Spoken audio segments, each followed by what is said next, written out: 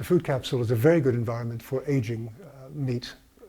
Now, the aging is necessary to allow the meat to tenderize. That's the main purpose of aging. There's also the benefit, of course, of inventory management. It allows you then to store up product for specials and those sorts of things that supermarkets need.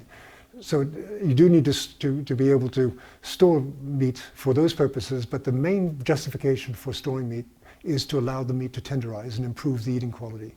So what you need for that is to be able to manage the microbiology around the meat so it doesn't spoil, and to keep the oxygen away so that you don't get off flavors generating. Food pack is particularly good from that point of view.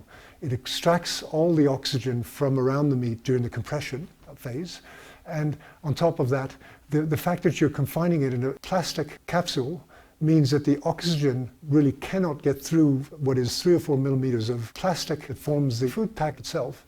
And without any oxygen, absolutely no oxygen getting into the product during that storage period, you minimize the development of flavors that can sometimes happen with long storage in vacuum bags.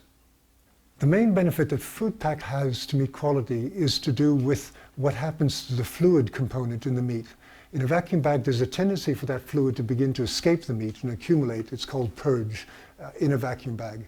But because the food pack mechanically compresses the meat, it essentially creates a single large block of meat and very little opportunity for that fluid component to move out of the meat because of the pressure that it's being held under. So it stays in the meat and it gets reabsorbed by the meat during the aging storage process.